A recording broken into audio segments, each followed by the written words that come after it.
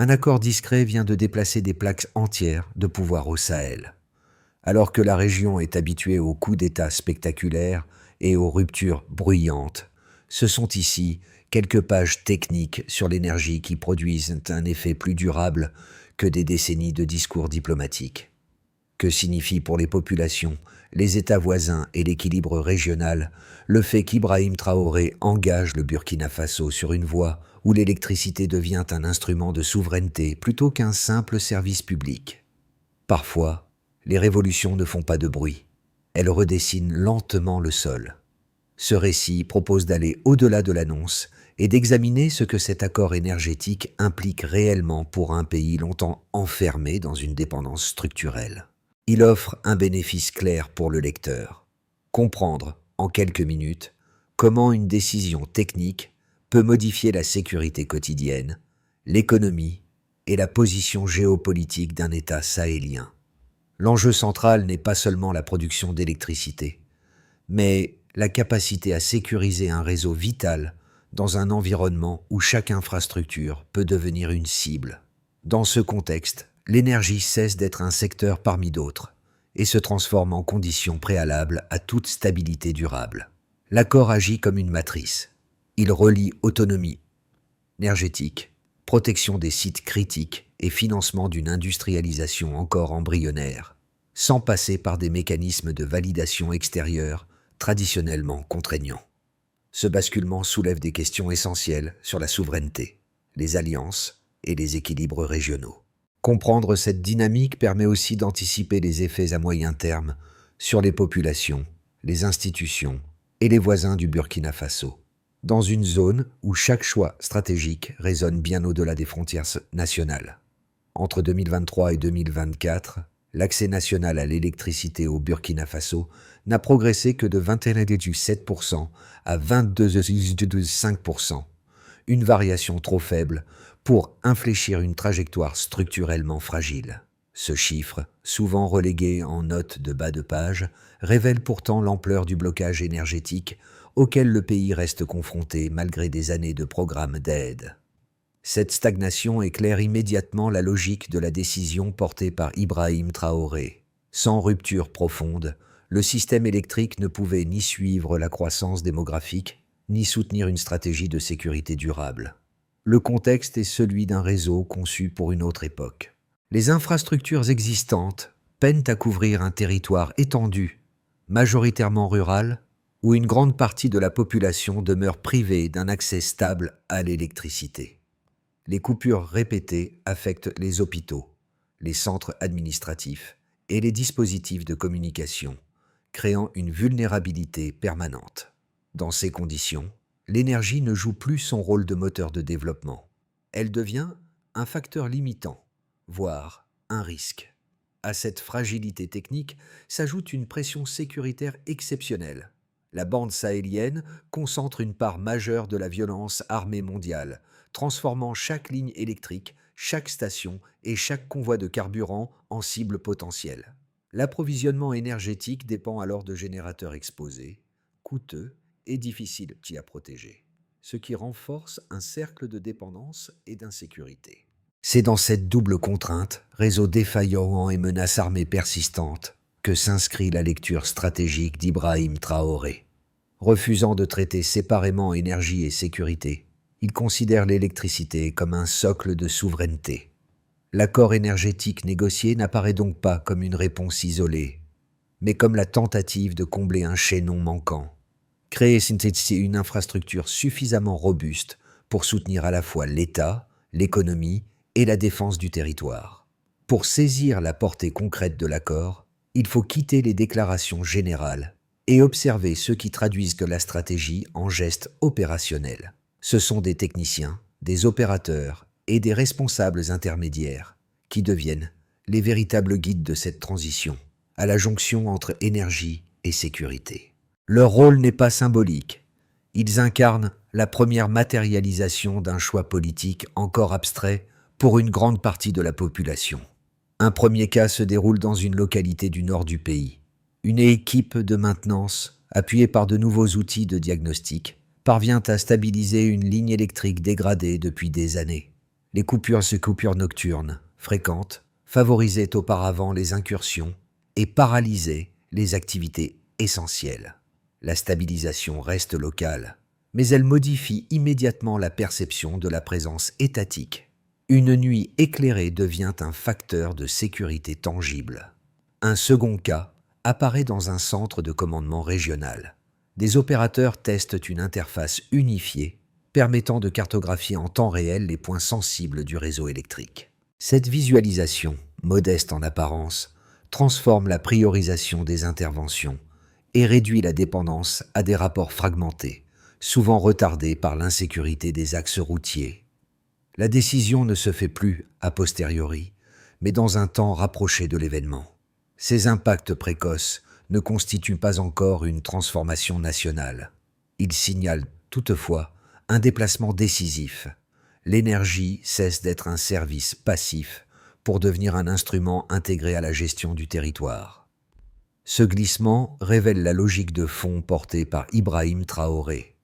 Agir par micro-stabilisation cumulative plutôt que par annonce spectaculaire. En clair, la souveraineté commence par des effets mesurables. Tout commence par une décision qui, sur le moment, paraît presque administrative. En novembre 2025, l'accord de coopération énergétique est ratifié de manière unanime, sans opposition notable ni débat prolongé. Cette rapidité tranche avec les habitudes institutionnelles d'un pays souvent ralenti par les cycles de transition et les consultations multiples. Ce vote agit comme un déclencheur silencieux. Il signale que la crise énergétique n'est plus traitée comme une faiblesse technique, mais comme une priorité stratégique nationale. Ibrahim Traoré interprète ce moment comme un mandat clair pour passer immédiatement de la signature à l'exécution. La phase suivante s'enclenche en quelques semaines.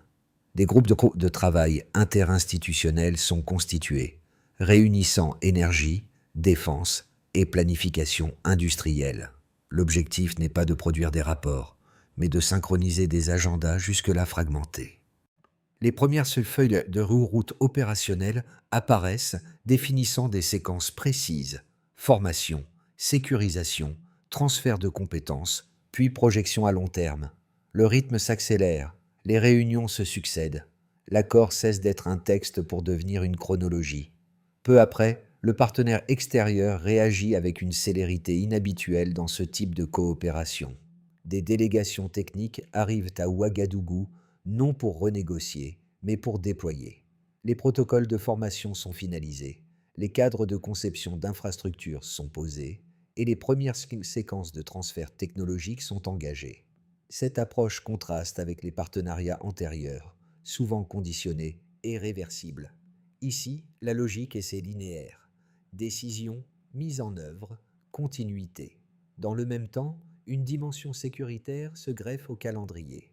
Officiellement, il s'agit d'adapter la protection des infrastructures critiques à un contexte de menaces persistantes. Officieusement, des observateurs notent une évolution doctrinale plus profonde. La défense des réseaux énergétiques n'est plus une mission secondaire, mais une spécialisation à part entière. Les unités locales ajustent leurs procédures, intégrant la protection des sites et des corridors logistiques dans leurs priorités opérationnelles. Cette phase marque le passage du simple accompagnement à la restructuration. À mesure que ces étapes s'additionnent, la dynamique déborde le cadre national. Le Mali et le Niger, engagés dans des trajectoires similaires, recalibrent leur propre stratégie. L'accord burkinabé agit comme une pièce charnière, reliant plusieurs capitales autour d'une même logique énergie-sécurité. Le Sahel ne progresse plus par segments isolés. Il commence à fonctionner par emboîtement. Ce basculement régional ne fait pas l'objet d'annonces solennelles, mais il modifie progressivement les calculs des acteurs voisins.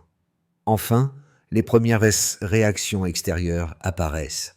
Certaines capitales occidentales parlent de souveraineté des choix nationaux, formule prudente qui masque des inquiétudes stratégiques. Des centres d'analyse évoquent un glissement durable des équilibres. À l'intérieur du pays, l'effet est plus diffus, mais réel. Le scepticisme recule dans des zones où l'idée même d'une infrastructure énergétique sécurisée semblait irréaliste. Pour Ibrahim Traoré, cette succession d'événements confirme une intuition centrale. La transformation ne repose pas sur un moment spectaculaire, mais sur l'enchaînement discipliné de décisions cohérentes. Le premier indicateur chiffré éclaire immédiatement la contrainte structurelle à laquelle le Burkina Faso reste confronté. Entre 2023 et 2024, le taux d'accès national à l'électricité n'est passé que de 21,7% à 22,5%. Cette hausse marginale, inférieure à 1 point, est insuffisante pour accompagner la croissance démographique ou soutenir une transformation économique. Elle indique qu'en l'absence d'une rupture technologique et organisationnelle, le réseau existant demeure incapable de changer l'équation énergétique du pays. En d'autres termes, le système progresse, mais trop lentement pour sortir de la vulnérabilité. Le deuxième indicateur, d'ordre sécuritaire, donne la mesure du contexte dans lequel toute infrastructure doit opérer. En 2025, plus de 50% des décès liés au terrorisme dans le monde se concentrent dans la bande sahélienne. Ce pourcentage place la région dans une situation exceptionnelle, où l'énergie ne peut être pensée indépendamment de la défense. Chaque ligne électrique, chaque station et chaque convoi devient une cible potentielle. Ce chiffre ne décrit pas seulement une violence diffuse. Il explique pourquoi la protection des réseaux énergétiques s'impose comme une priorité stratégique, et non comme une option secondaire. Le troisième indicateur concerne les ressources économiques qui sous-tendent cette stratégie. En 2023, le Burkina Faso a produit 57 tonnes d'or, avec une projection d'environ 60 tonnes pour 2024. Cette production place le pays parmi les acteurs miniers majeurs de la région. Toutefois, ce levier économique reste fragile sans une alimentation électrique fiable et sécurisée. L'extraction, le traitement et le transport de ces ressources dépendent d'un réseau énergétique stable, capable de fonctionner malgré les pressions sécuritaires. Ici, le chiffre ne représente pas seulement une richesse, il révèle une dépendance critique. Pris isolément, ces trois données pourraient sembler appartenir à des registres distincts. Ensemble, elles forment une équation cohérente que Ibrahim Traoré place au cœur de sa lecture stratégique. Le faible taux d'accès à l'électricité signale l'insuffisance actuelle. La concentration extrême de la violence armée explique l'urgence sécuritaire. Le volume de ressources minières justifie l'investissement dans une infrastructure capable de soutenir une industrialisation protégée. Aucun de ces éléments ne peut être traité séparément sans affaiblir l'ensemble. Ces chiffres modifient également la manière dont l'État planifie ses actions. Les ingénieurs ne travaillent plus uniquement sur l'augmentation de la production, mais sur la résilience du système. Les forces de sécurité n'assurent plus seulement le contrôle territorial, mais la protection ciblée des infrastructures énergétiques. Les décideurs économiques, enfin, intègrent l'électricité comme condition préalable à toute montée en gamme industrielle. Le quantitatif devient ainsi un outil de hiérarchisation stratégique. La logique qui en découle est simple mais structurante. Tant que l'accès à l'électricité reste marginal, le développement demeure fragile. Tant que la pression sécuritaire reste concentrée, chaque infrastructure isolée est exposée. Tant que les ressources ne sont pas soutenues par un réseau robuste, elles ne produisent qu'un rendement limité. En reliant ces trois indicateurs dans une même architecture, Ibrahim Traoré transforme des statistiques dispersées en un cadre de décision unifié, où l'énergie devient le socle, la sécurité le garant et les ressources le moteur. Le premier argument critique avancé par certains observateurs concerne le risque de dépendance stratégique. Selon cette lecture, confier un pilier énergétique aussi sensible à un partenaire extérieur pourrait enfermer le Burkina Faso dans une relation asymétrique durable. La technologie, la maintenance et la sécurisation resteraient liées à des acteurs non nationaux, réduisant la marge de manœuvre de l'État à long terme. Des précédents internationaux sont souvent invoqués, où des infrastructures lourdes ont créé des coûts de sortie élevés et limité la capacité de décision souveraine des pays concernés. Un second argument insiste sur la dimension sécuritaire. Dans une région où la violence armée demeure intense, ériger une infrastructure énergétique majeure serait, selon ces critiques, une prise de risque supplémentaire. Une installation stratégique attirerait l'attention de groupes armés en quête de cibles à forte valeur symbolique et opérationnelle. La protection de tels sites exigerait des dispositifs complexes, susceptibles de dépasser les capacités actuelles et de détourner des ressources déjà sous pression. Ces deux arguments méritent d'être pris au sérieux, car ils reposent sur des vulnérabilités réelles. Toutefois, l'analyse des données et de l'architecture de l'accord nuance fortement ces craintes.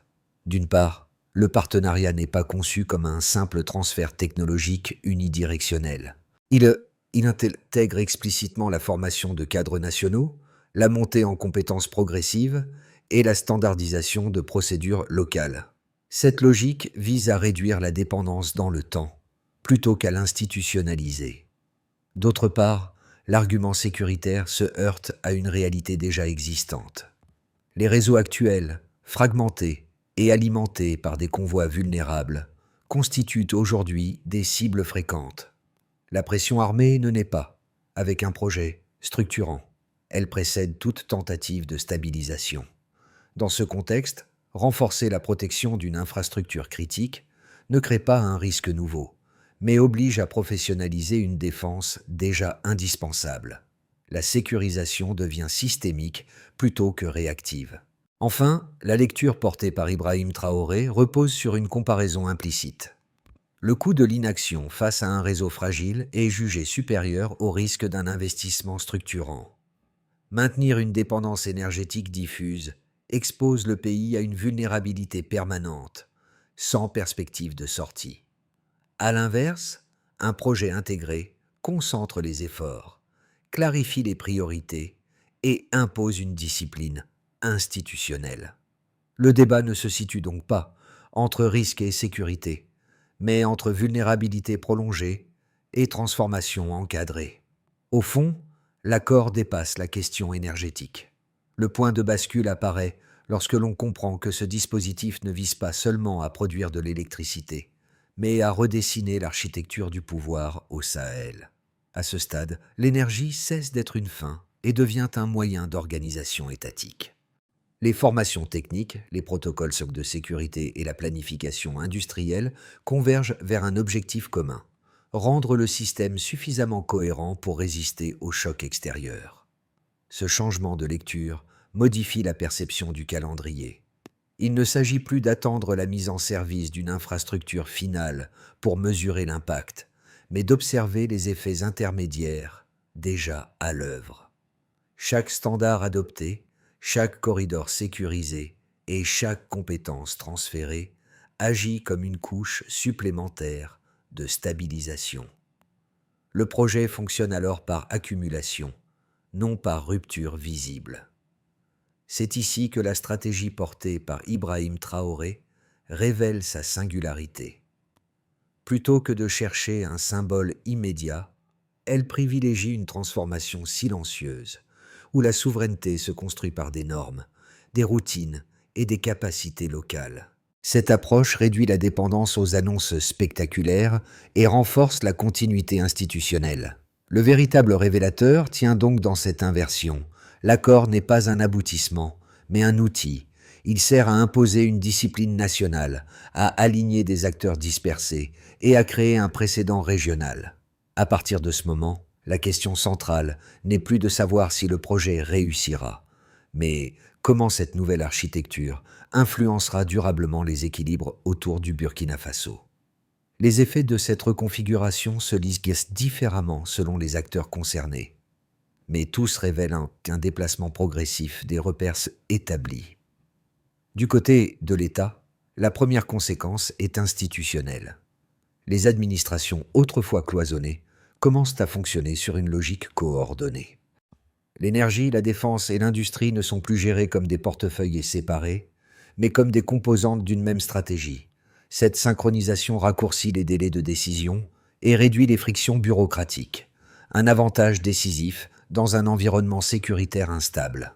La présence d'un projet structurant impose également des normes plus élevées en matière d'audit, de planification et de suivi, renforçant la crédibilité de l'appareil étatique. Sous l'impulsion d'Ibrahim Traoré, l'État gagne ainsi en scène en cohérence opérationnelle, même avant toute transformation visible à grande échelle. Pour les entreprises, l'impact se situe dans l'horizon des anticipations. Les acteurs économiques locaux perçoivent un signal de long terme. L'investissement énergétique n'est plus ponctuel, mais inscrit dans une trajectoire durable. Les secteurs dépendants d'une alimentation électrique stable, notamment l'extraction minière, la transformation et le transport, envisagent une réduction progressive des pertes liées aux coupures. Cette perspective modifie la perception du risque. Investir n'apparaît plus comme un pari à court terme, mais comme une inscription dans un cycle structuré. À terme, l'émergence de filières de maintenance et de services techniques crée des opportunités industrielles nouvelles, jusque-là inexistantes. Pour la population, les conséquences sont plus diffuses, mais tout aussi déterminantes. Dans les zones rurales et périurbaines, chaque amélioration de la fiabilité du réseau transforme le quotidien. Moins de recours aux générateurs, moins de déplacements nocturnes dangereux pour se procurer du carburant, et une continuité accrue des services essentiels comme l'éducation et la santé. Au-delà de l'aspect matériel, un effet symbolique s'installe. La capacité de l'État à sécuriser une infrastructure majeure renforce la confiance collective. L'électricité cesse d'être perçue comme un privilège aléatoire et devient un élément tangible de protection. À l'échelle régionale, enfin, l'accord agit comme un point de référence. Les pays voisins observent qu'un État sahélien parvient à articuler énergie et sécurité dans un cadre cohérent.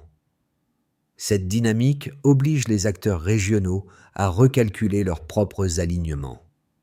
Le Burkina Faso, longtemps perçu comme vulnérable, acquiert une position de nœud stratégique, influençant les flux commerciaux, logistiques et sécuritaires.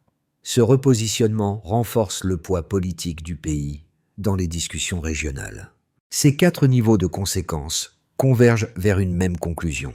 L'accord ne produit pas un choc immédiat, mais une transformation graduelle.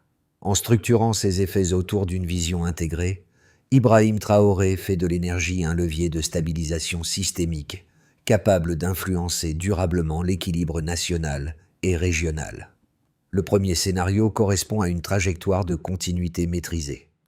Dans cette configuration, les travaux préparatoires avancent au rythme prévu. Les équipes techniques poursuivent leur montée en compétences, tandis que les unités de sécurité appliquent progressivement les protocoles de protection des infrastructures énergétiques. La coordination interinstitutionnelle se consolide sans rupture majeure, mais sans accélération notable. Les effets se sont réels mais mesurés. Stabilisation locale du réseau, amélioration de la planification et visibilité accrue de l'État dans certaines zones sensibles. Ce scénario repose sur une discipline constante et une gestion prudente des risques, sans paris excessifs. Le deuxième scénario envisage une accélération contrôlée. Ici, les retours de formation produisent plus vite que prévu des capacités locales capables de réorganiser la maintenance et l'anticipation des incidents. Les dispositifs de sécurisation des corridors énergétiques gagnent en efficacité, réduisant les interruptions liées aux menaces armées. Dans ce contexte, des coopérations régionales s'intensifient, ouvrant la voie à des corridors logistiques partagés. Les populations perçoivent plus clairement les bénéfices: continuité des services essentiels, baisse de la dépendance au diesel et sentiment de normalisation progressive. Ce scénario suppose une forte cohésion politique et une capacité à absorber rapidement les compétences transférées. Il correspond à l'hypothèse la plus favorable portée par Ibrahim Traoré. Le troisième scénario, plus contraignant, décrit une convergence des risques.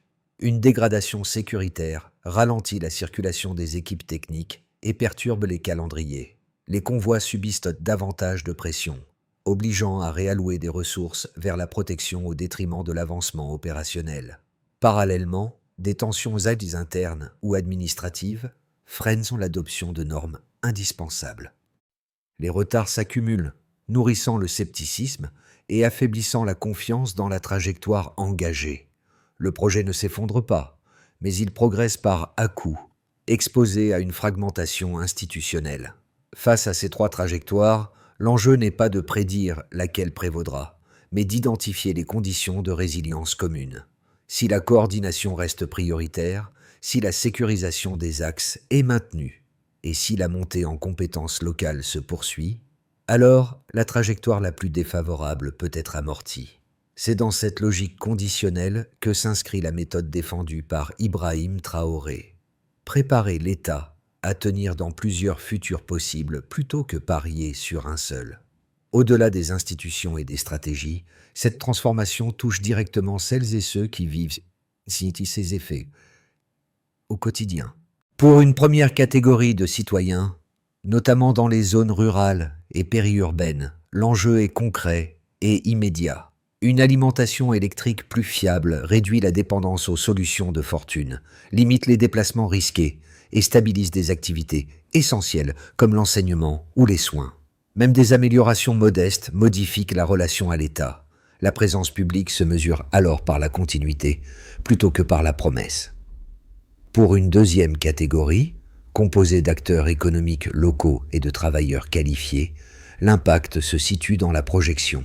Une infrastructure énergétique plus robuste ouvre la possibilité d'investir, de former et de planifier sur un horizon plus long. Les interruptions deviennent moins imprévisibles, les coûts plus lisibles et la perspective d'une filière technique nationale commence à prendre forme. Cette évolution renforce l'idée que le pays peut sortir d'une logique de survie pour entrer dans une logique de construction. Un troisième groupe, souvent moins visible, concerne la diaspora et les observateurs attentifs aux dynamiques sahéliennes. Pour eux, la trajectoire engagée remet en question un récit ancien, celui d'un État condamné à la dépendance. Voir le Burkina Faso articuler énergie, sécurité et compétences locales dans un même cadre redonne de la crédibilité à l'action publique. Cette crédibilité n'efface pas les difficultés, mais elle réintroduit la notion de choix. Dans cette perspective, la démarche portée par Ibrahim Traoré ne se limite pas à une politique sectorielle. Elle invite chacun à considérer la souveraineté comme un processus collectif fondé sur la compréhension et l'appropriation des enjeux. Suivre ces évolutions, en débattre de manière informée et refuser les lectures simplistes deviennent déjà des formes d'implication. La transition ne se joue pas uniquement dans les salles de décision, mais aussi dans l'attention portée à ce qui change, lentement mais durablement. Pour que la trajectoire engagée se consolide, elle doit s'appuyer sur une méthode lisible, séquencée et mesurable. D'abord, il s'agit de stabiliser la coordination institutionnelle, en alignant l'exécutif, les agences techniques et les autorités de sécurité autour de normes, de calendriers et de protocoles communs pour les infrastructures énergétiques critiques.